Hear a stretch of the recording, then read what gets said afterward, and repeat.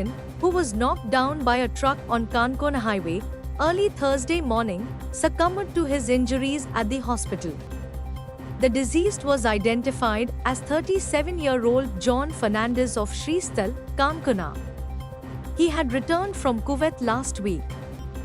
The accident occurred at Bhagatwada Char Rasta, Kankona, when Fernandez was crossing the road at around 3:30 a.m. on Thursday. A taxi driver lost control and rammed into a street light pole in a self-accident that occurred at Old Goa Bypass Road, Thursday. The vehicle was at a considerable speed when the accident occurred. The impact was so strong that the street light pole was knocked down. The driver sustained minor injuries while the vehicle suffered extensive damage. The smart city has purchased cameras at a mind-boggling rate. The reply given to Fatoda MLA Vijay Sardesai revealed that it had spent 250 crores rupees on 250 cameras, which works out to 1 crore rupees per camera. He said it was difficult to salvage the utter mess in Smart City even after bringing in Sanjeet Rodrigues as MD. Urban Development Minister Vishwajit Rane said Imagine Panjim Smart City Development Limited was an independent body, not under him. Leader Amit Palekar has made serious allegation on BJP claiming that few BJP MLAs and ministers are involved in the sale and purchase of properties seized by Special Investigation Team (SIT). He further added by stating that SIT has become another mode of extortion of genuine Goan owners. According to Palekar, the allegations are based on the files which the AAP recently received.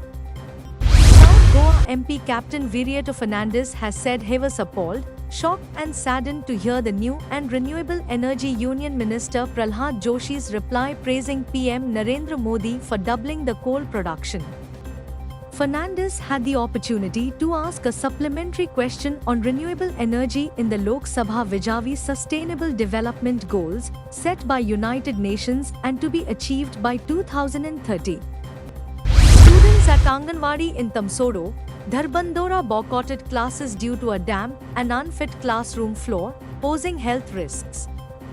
Unhappy that their children were forced to sit on a damp floor, the parents held a meeting and decided not to send their children to the Anganwadi until a safer place is provided, as they fear that the damp floor may cause them health problems including cold and fever.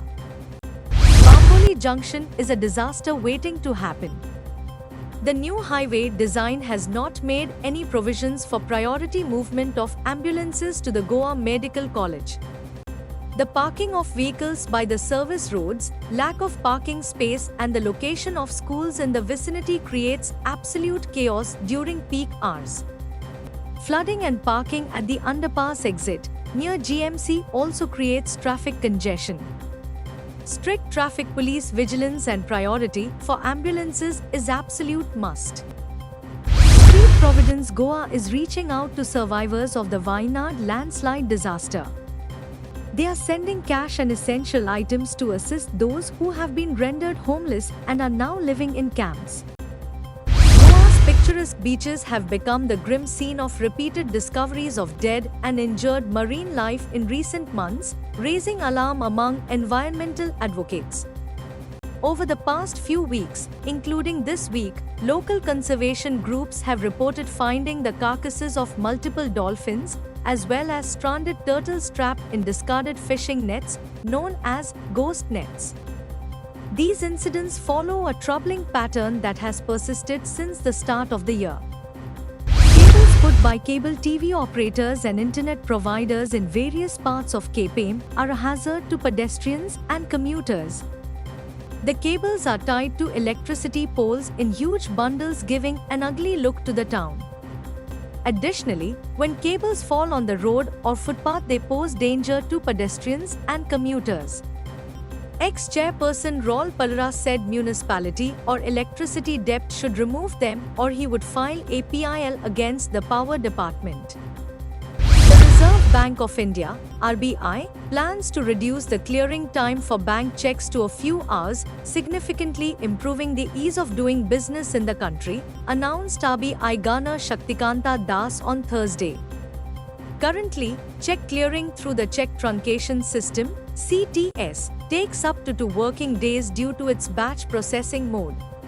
Residents having riverside agricultural properties in Valpoi have expressed alarm as once again the river bank is collapsing in Guleli village. The river bank is swallowed by the overflowing rugged river which has been destroying the agriculture land of Guleli villagers. The Water Resources Department has turned a blind eye on this matter, despite several reminders and memoranda by locals. Villagers claim the river keeps widening as the bank keeps collapsing every monsoon. For the first time, mechanical paddy transplanting was carried out in the village of Sirigaon in Bicholi Taluka under the guidance of Mr. Babuso Gaokar and other farmers on Wednesday. The transplantation covered around 6 hectares of Khajan fields. Sporting Club Virbhat triumphed over Sandwell Sports Club 2-1, securing a spot in the quarterfinals of the Batora United 9A side football tournament organized by Batora United. The match was held at St. Alex Church Ground, Kurtorim, on Wednesday.